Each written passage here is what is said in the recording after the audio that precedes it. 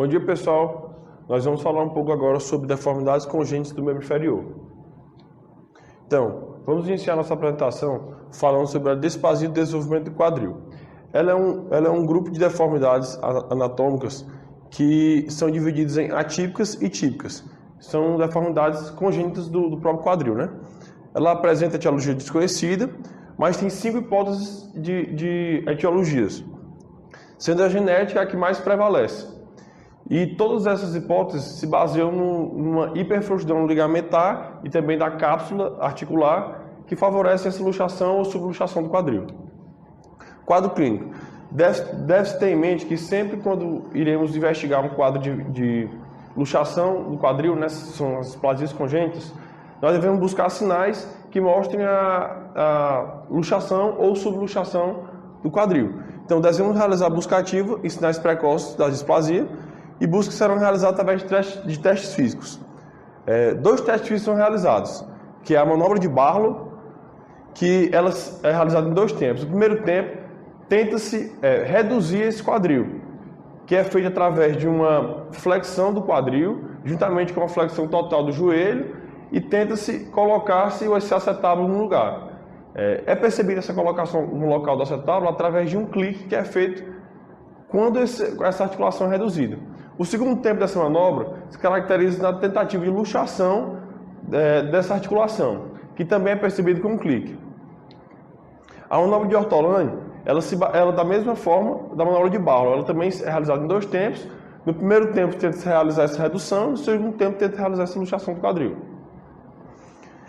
Essas manobras só poderão ser realizadas num quadro em que se percebemos essa displasia inicialmente, ou seja, no máximo até semanas após o nascimento da criança.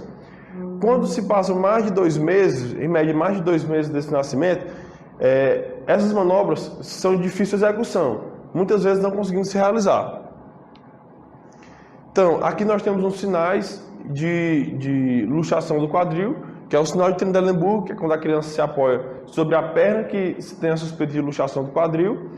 Quando ela se apoia unicamente sobre essa perna, a gente percebe um decaimento contralateral do quadril, que é provocado pelo enfraquecimento do músculo glúteo médio. Aqui, no sinal de Nelaton Galease, a gente percebe que ao realizar a flexão do quadril e flexão do joelho com o paciente decúbito dorsal, se percebe uma assimetria na altura desses joelhos, que é percebida aqui, ó. O joelho direito do paciente encontra-se mais alto que o joelho esquerdo. Então, o diagnóstico é realizado através de suspensão clínica com radiografia do quadril. A gente percebe que esse arco de Menard, que era para estar assim mais ou menos contínuo, ele vai se encontrar descontínuo. Ou seja, não vai ter uma continuação desse arco. E também o índice acetabular, que seria mais ou menos o ângulo do acetábulo com a cabeça do fêmur, ela não irá receber essa angulação de até 35 graus, ela vai ficar maior, no caso 40 graus. Quanto ao tratamento, até os 4 meses, o tratamento é realizado através do aparelho de Pavlik. De 4 a 18 meses, é realizado através de tração cutânea, mais redução sob anestesia local, mais aparelho engessado. Acima de 18 meses, o tratamento é prioritariamente cirúrgico. Coxa vara do desenvolvimento. Então, ela é uma anormalidade do crescimento provocada por um defeito cartilaginoso no colo femoral, que vai diminuir o ângulo entre o colo do fêmur e a diáfise femoral, que é um ângulo cérvico diafisário. Ela não possui uma etiologia estabelecida, porém, percebe-se que trata-se de um distúrbio primário do desenvolvimento endocondral. Então, quadro clínico. De forma geral, os pacientes são oligostomáticos, possuindo queixas mal definidas. As principais queixas são marcha claudicante, uma fraqueza, assimetria dos membros, limitação da amplitude do movimento. E os sintomas mais frequentes são fadiga aos esforços e cansaço, desconfortos ou até dor. Então, aqui a gente percebe que o paciente ele tem esse ângulo cérvico diafisário diminuído. Diagnóstico. O diagnóstico é realizado através da história clínica com alguns aspectos radiográficos que podem ser percebidos ao exame, como, por exemplo, esse ângulo cérvico diafisário diminuído, uma verticalização da fise e encurtamento do colo, um formato triangular localizado na região metafisária do colo femoral. Tratamento. Ele se baseia prioritariamente na intervenção cirúrgica. Porém, antes da intervenção, são realizados alguns movimentos de alongamento muscular, principalmente dos rotadores externos, além de para realizar essa compensação e correção da assimetria dos movimentos. E eles são muito importantes até o momento operatório. Vamos dar continuidade aqui agora com o fêmur curto congênito. O fêmur curto congênito, ele tem uma deficiência na parte proximal do fêmur, a deficiência focal proximal, né? São os dois termos que existem. A apresentação, ele vai desde formas mais leves até as formas mais graves. Ele pode ser unilateral, bilateral, acompanha normalmente outros tipos de anomalias nos membros inferiores, com frequência, e tem uma incidência de 1 a cada 50 mil nascimentos, né? O quadro clínico é uma diferença que você observa no nascimento, observa a diferença do volume e do tamanho entre as coxas. E você percebe também uma rotação externa com grau variável de flexão fixa do quadril. O joelho também está em vago. Aqui é uma classificação anatômica que existe, que é a classificação de Papas, que ele vai de 1 a 9, certo? E aqui já é uma classificação, a classificação de Paley, é uma classificação mais técnica cirúrgica, como vai ser abordada a cirurgia do paciente. O tratamento, quanto ao tratamento, ele é sempre por cirurgia. Aí você vai fazer uma discrepância, um cálculo de discrepância, em que essa discrepância vai chegar no máximo a 25 centímetros. Aí se ele chegar no máximo isso aí, você vai fazer a técnica cirúrgica dividida em etapas. Isso tudo para poder evitar uma coisa mais drástica como amputação, né? Aí como é que é isso? A primeira etapa você tem que realizar entre o segundo e o terceiro ano de vida para poder fazer a estabilização do quadril via acetabuloplastia. E na etapa 2, você vai fazer a estimativa do crescimento novamente, fazer a correção dessa rotação externa e vai fazer o alongamento através de fixadores externos e a fixação do joelho para evitar uma subluxação posterior da tíbia. Quando, na medida do crescimento, pode acontecer essa subluxação, você tem que fazer essa fixação. Então, dando continuidade à apresentação, vou falar um pouquinho da luxação congênita do joelho, que seria o recurvato congênito.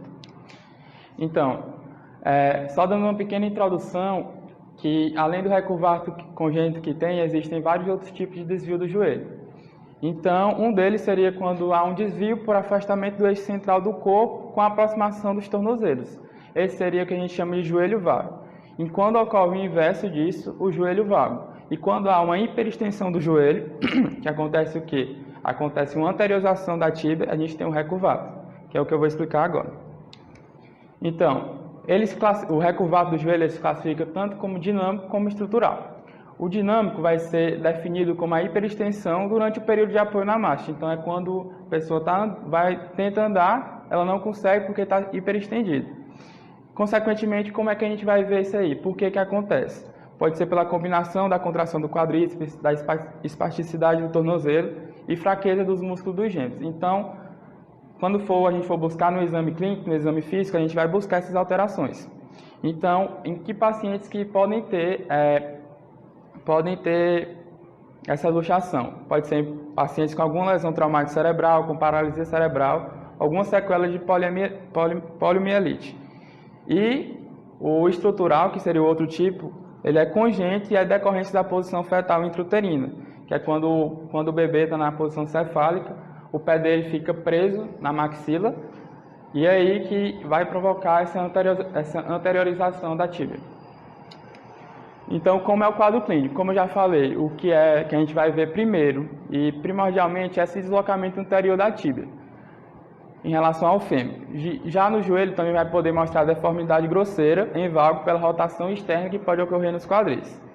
A gente pode ver também o trato iliotibial e o septo intermuscular com acentuada contratura, e os tendões flexores mediais também podem estar deslocados. Como eu falei, o músculo do quadríceps pode estar atrofiado e retraído. E a rótula pode estar mal posicionada e atrofiada. Aí aqui a gente trouxe uma imagem, que é do bebê, que geralmente é congênito, acontece muito em recém-nascidos, que aqui ele está com a tíbia toda anteriorizada em relação ao fêmur, um pouquinho da rotação externa do quadril. Aqui seria outra imagem que a gente já trouxe do paciente já adulto, que a gente vai ver que no joelho dele a gente vai ter as pregas cutâneas interiores, elas vão estar mais espessadas e tem a proeminência dos côndilos femorais. Aqui seria mais uma vez, aqui a gente vai trazer o que? Os côndilos femorais desse paciente aqui, eles vão estar já na região poplítea, de tão deformado que vai estar o joelho. E o quadro clínico. Então aqui seria como a gente vai classificar o quadro clínico do paciente para depois tratar. Então eu tenho essa classificação que é o FINDER-5, que são 5 tipos de hiperextensão que vai estar o joelho do paciente. Então na U é a hiperextensão fisiológica, ou seja, uma pouca quantidade de graus, chegando até 20 que o joelho vai estar hiperestendido. Na 2 é a hiperextensão simples, que pode acontecer no adulto, tudo normal. Na 3 é a subluxação anterior, que o joelho ainda pode resistir à flexão além da posição neutra. Já na 4 e 5 são as mais complexas, é a luxação anterior, que ela é rara, é grave e pode ser que o paciente não consiga andar de jeito nenhum. E a 5ª, que são complexas e são mais relacionadas a síndromes.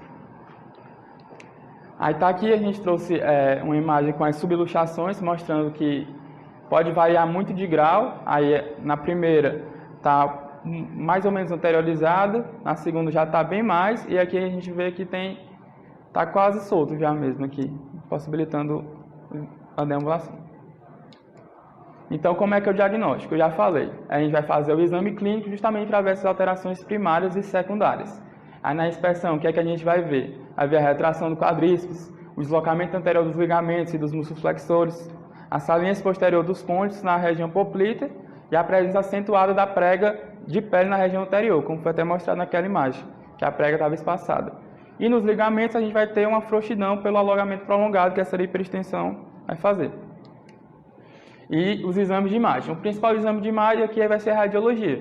É nele que a gente vai identificar os principais fatores que mostram ser essa luxação congênita. Mas também a gente pode pedir outros exames, como a pneumartografia para avaliar se teve alguma coisa na bolsa suprarrotuliana, mas não se usa muito. A eletromiografia para orientar o diagnóstico de equilíbrios musculares primários e secundários. E por último, como é uma doença congênita que pode ter caráter genético de outras síndromes, avaliar o comportamento genético. Aí aqui a gente trouxe um exame de raio-x em pé-fio, que mostra justamente essa anteriorização da tíbia em relação ao fêmur.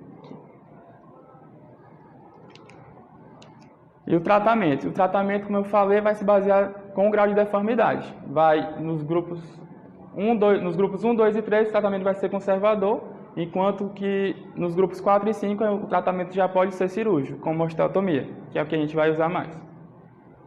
Bom, gente, vou aqui falar a respeito da hemimelia fibular, que é uma deficiência congênita que pode variar desde a hipoplasia da fíbula, como também a ausência total deste osso.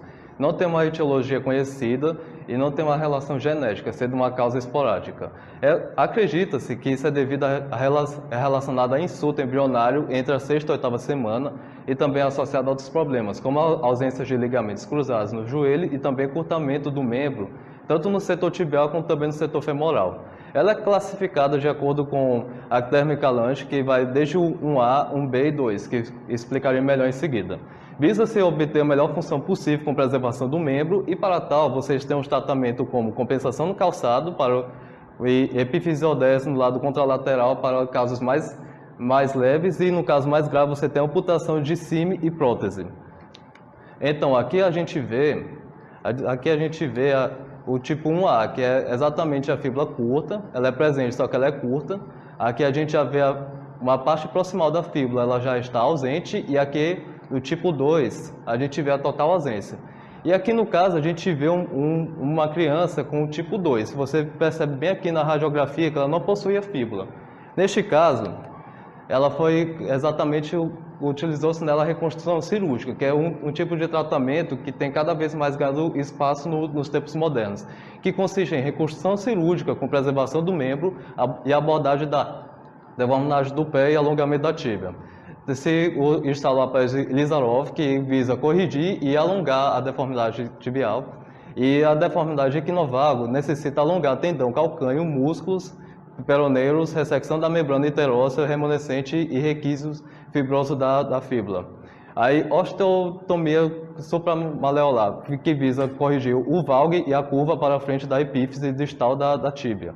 Mas de um alongamento podem ser necessários. E o primeiro alongamento vai de um ano e meio até 4 anos, o segundo vai de 6 a 8 anos e o final vai de 12 a 14 anos. Aqui a gente vê o paciente que foi dito antes. Ele instalou o APED Ilizov e está aqui como ele ficou posteriormente. Então, agora vamos falar a respeito da ginesia tibial, que é a deformidade congênita rara de etiologia desconhecida, que pode ser a tíbia ausente ou displásica, mas a fíbula ela está preservada, acontece 1 a cada 1 milhão de nascimentos, é associada à duplicação dos pés e das mãos e o pé acentuadamente rígido, deformado em vária em supinação, pode estar ausente 1 ou mais raios laterais. Aqui a gente vai usar a classificação de Calanche e Dow, 1, 2, 3, e aí eu vou mostrar também elevada incidência de anomalias congênitas associadas, que você vai ter escoliose, você pode ter até problemas relacionados com cardíaco e também problemas gonadais em caso de meninos. E pode-se identificar a presença de tíbia proximal com ressonância magnética. E no caso que você tem assim, o fêmur mais ou menos preservado, você pode esperar a presença da tíbia proximal. Então, a desarticulação do nível do joelho, aqui é o tratamento. No tratamento nível 1, que é no caso que você não vai ter a tíbia, ela está totalmente ausente, você vai ter a desarticulação do nível do joelho e colocação de prótese da extensão. Aí no caso tipo 2, você tem a fusão cirúrgica da tíbia e da desarticulação do pé, em seguida a colocação da prótese, que é no tipo 2, e a desarticulação do pé, de subsequente colocação de prótese, que é no tipo 3. E também, como foi dito antes, a cirurgia reconstrutiva com o Ilizarov também pode ser usada aqui e tem trazido bons resultados. Aqui a gente vê a classificação, onde a gente vê a ausência total da tíbia aqui no tipo 1, aqui a gente vê apenas a parte proximal da tíbia, e aqui a gente vê uma boa parte da tíbia, mas a gente vê a ausência uma deformação na parte distal. E aqui, mais uma vez, ó, a gente vê aqui um caso do tipo 1, aqui a gente vê também o encurtamento do membro e como a paciente ficou posteriormente com a construção e o alongamento com o APED Ilizarov. Ok. Aí, a síndrome da banda construtiva, que é a normalidade congênita rara, manifesta-se como anel de constrição afetando os membros. É mais comum no pé, mas também pode afetar os membros superiores. Aí a perna é um dos locais mais atingidos. Isso pode ser decorrente da falha seletiva no desenvolvimento da massa mesodérmica para produzir o tecido subcutâneo, que resultaria no anel da constrição. Não é hereditária, sendo esporádica de proporção de 1 a 15 mil. E vai depender, ela pode tanto afetar apenas a pele, mas também pode chegar ao osso e até chegar na circulação. E assim ela é associada a outras alterações, como problemas de circulação e cardíaco. O tratamento vai ser com ressecção e zetaplastia, caso não esteja envolvida a circulação, não esteja comprometido, e posterior correção das outras deformidades, porque ela pode ter, quem é afetado pode ser o pé congênito, por exemplo. E aqui o caso aqui de um paciente que foi tratado com zetaplastia. Bem, em relação às deformidades do pé, a gente vai começar com o pé torto congênito, que é a deformidade mais comum encontrada no pé. Ela é presente em 1 a cada 1000 partos, principalmente no sexo masculino, e 50% dos casos ocorre bilateralmente. Ela tem explicação de acordo com fatores genéticos, teoria mecânica em relação à compressão externa intrauterina e a teoria neuromuscular em relação à inervação do feto. O diagnóstico ele é feito de acordo com a avaliação geral do bebê, principalmente vendo todo o bebê na questão do quadril, da coluna e procurando outras doenças neuromusculares, porque ela é bem frequente associada a eles. A gente pode também ver em relação ao tamanho do pé, porque quando é unilateral, o pé acometido ele costuma ser menor do que o normal. E o grau de rigidez, principalmente para saber o prognóstico do tratamento, porque quanto menor o grau de rigidez, melhor vai ser o tratamento, a efetividade dele. Em relação ao exame radiológico, ele não é feito de rotina, então é um diagnóstico eminentemente clínico. Você vê, você tem essa avaliação e consegue diagnosticar o pé torto congênito. O tratamento, ele é 80% efetivo quando é conservador. com o uso de gesso corretivo pelo método de Ponseti, principalmente quando a gente já pega na primeira semana pós-parto. Como a gente consegue ver aqui na imagem, ela é feita por etapas, e quando a gente consegue essa correção, a gente parte para a segunda etapa, que é o aparelho de Dennis-Brown, que a gente deixa por anos, durante a noite, o paciente usando ele.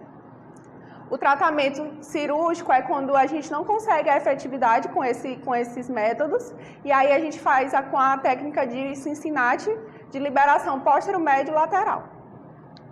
Em relação ao pétalo vertical, ele também é 50% dos casos bilateral, corre principalmente no sexo masculino e tem uma etiologia desconhecida. Ela tem uma frequente associação com doenças congênitas e neuromusculares, então é importante quando a gente pega um paciente com trissomias, um paciente com poliomielite, paciente com mielomeningocele, para a gente ter também esse diagnóstico também. Ele é feito no período neonatal em casos acentuados e em casos mais leves a gente tem com o início da deambulação da criança. A principal característica dessa deformidade é o grau de rigidez acentuado do pé, e a clínica ela tem uma forma convexa na sua face plantar, o retropé em equino e mobilidade comprometida, assim que a criança vai chegar para a gente. O raio-x que a gente usa é o de perfil, e ele vai nos mostrar uma posição vertical, subluxação dorsal, e do navicular e equinismo do calcâneo. E o tratamento é cirúrgico, justamente para conseguir melhorar toda essa subluxação, essa verticalidade através da redução. E quando os resultados são satisfatórios, a gente vê que é principalmente com 6 meses a 2 anos de idade, quando se faz essa cirurgia. E por último, o pé metatarso aduzido, que é uma alteração postural congênita nos infantes que é mais frequente. Ela é bem rara em adultos e bem rara em crianças. Ela tem uma causa por posição intrauterina, mais evidente entre 6 a 12 meses de vida, mas a gente pode também ver no início nos primeiros meses de vida também. A clínica, ela tem um antepé aduzido no nível da articulação társio-metatársicas e retropé em posição neutra ou em valgo leve. Na radiografia, a gente consegue ver a medição do ângulo formado entre os eixos do calcâneo e do quarto metatássico para classificar a deformidade. Aí, se for menor do que 20 é leve, entre 20 e 40 é moderado e mais do que 40 é uma deformidade grave. Na maioria dos casos, ela tem uma resolução importante, uma resolução espontânea. Por isso é importante a gente conversar com os pais da criança sobre essa resolução espontânea. Nos casos, a gente usa gesso para os casos menos flexíveis, de 8 a 10 semanas para a resolução, mas é possível ver até 2 anos de idade. E quando não tem correção até os 3 anos de idade, a gente faz a liberação do adutor, do halo e da articulação társio-metatássico do primeiro raio. E quando não tem, após 3 anos de idade, a gente faz a osteotomia de abertura do primeiro cuneiforme e a subtração do cuboide. A braquimetatarsia ela é uma alteração congênita e às vezes muito dolorosa, e só vai aparecer nos pacientes de acordo com o avanço da idade. No início, você não consegue, a criança até 4 anos, você não consegue identificar. Podemos dizer que ela é um encurtamento de 5 milímetros, né, do quarto metatarso. Às vezes as pessoas acham que está tendo encurtamento do dedo, só que não é encurtamento do dedo, é por causa que o metatarso, como a gente está vendo nessa figura aqui, ele está tendo uma atrofia dele, que é relacionada a um problema congênito, e ele vai acabar puxando o quarto metatarso, que é o que mais acomete. Aí a consequência não só é estética, mas também muito dolorosa, né? E o que eles vão queixar bastante é por causa da dor por que vai causar muito essa dor? Porque quando está tendo essa alteração no quarto metatarso, que ele vai ter esse encurtamento, os dedos da extremidade, eles vão acabar tendo que ir um pouco para a região interna do pé, né? E aí vai acabar mudando um pouco a anatomia e vai causar muita dor, para compensar essa folga, né, que vai ocorrer entre os dedos.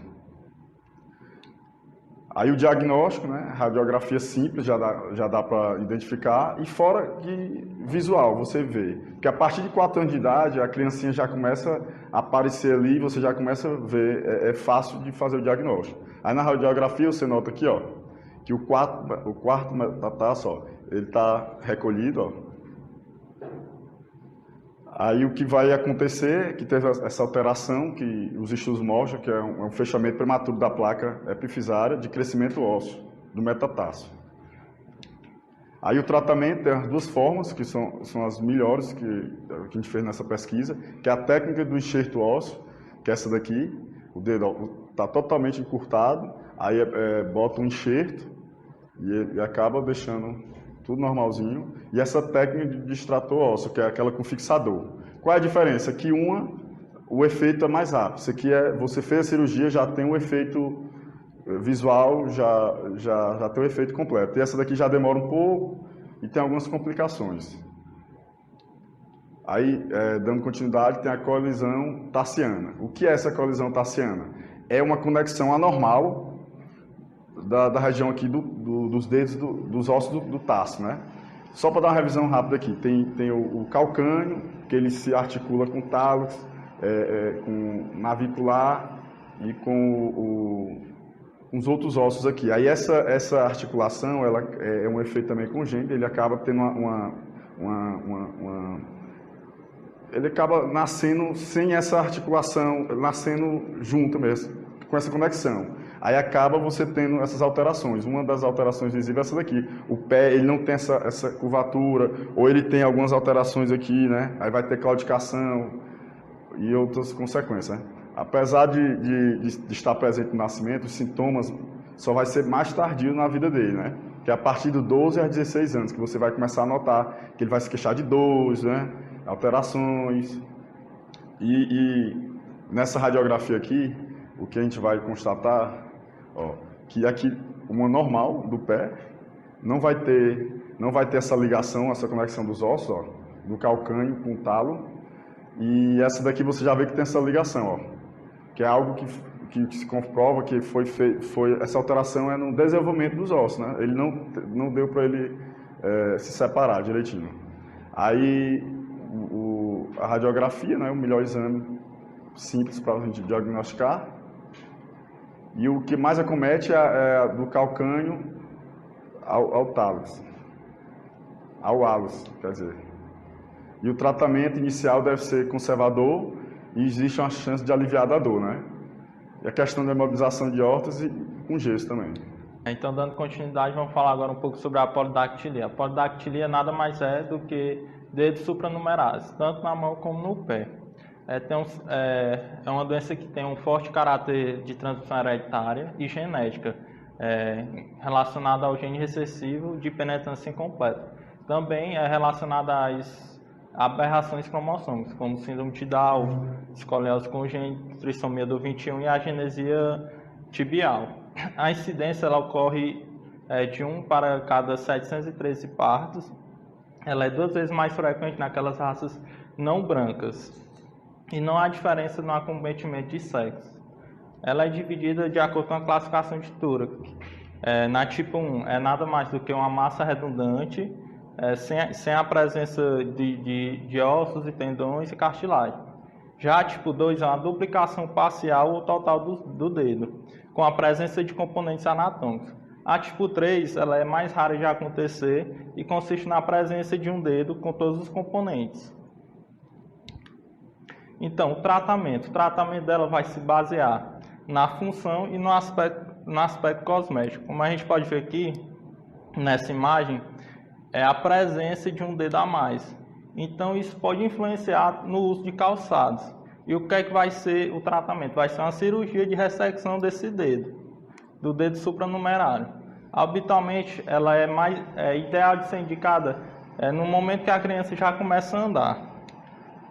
A sindactilia é outra patologia, que é uma fusão dos dedos, de um ou mais dedos do pé, o mais comum entre o segundo e o terceiro, como na imagem. A incidência ocorre de 1 para 1000, mais comum no sexo feminino, e também tem o caráter de transmissão genética. Ela vai ocorrer intrauterina, entre a 6ª e 8ª semana. Logo, é uma ocorrência atribuída ao distúrbio de desenvolvimento e diferenciação mesenquimais. O tratamento também é tratamento cirúrgico, certo? É mais relacionado com o aspecto cosmético, com a estética, certo? E aos 2 anos de idade é o ideal para se fazer a cirurgia, devido à menor chance de contraturas, certo? E a presença de fusão ou não fusão óssea é que vai direcionar o tratamento cirúrgico. A sindactilia completa, ela vai envolver um maior enxerto de pele e múltiplas etaplastias, certo? Para o fechamento completo do dedo. Por último, a macrodactilia, que nada mais é do que o gigantismo, que é o alongamento de um dos dedos do pé, de um ou mais dedos, certo? Ela é dividida em fase estática, quando eu tenho, ela vai estar presente ao nascer, se alonga durante a infância da criança e tende a ficar inalterada, ou de forma progressiva, que aumenta, além na infância, vai aumentar durante a fase de crescimento também. É uma patologia que ela está associada também a neurofibromatoses, síndrome de Alves, hemangiomas e anomalias do sistema linfático. O tratamento ele é realizado quando o dedo está muito avantajado logo nas crianças de pouca idade, certo? Isso traz consequências tanto de ordem psicológica como biomecânica, porque a cirurgia ela vai consistir na retirada total do dedo e jamais nenhum tipo de procedimento vai ter o resultado esperado pela família e nem pelo paciente. O tipo de procedimento mais utilizado é a epifisiodese, que é o que? É uma curetagem na placa de crescimento das falanges, utilizando o auxílio de intensificador de imagem e pode ser associado também ao emagrecimento do dedo. É o mais utilizado.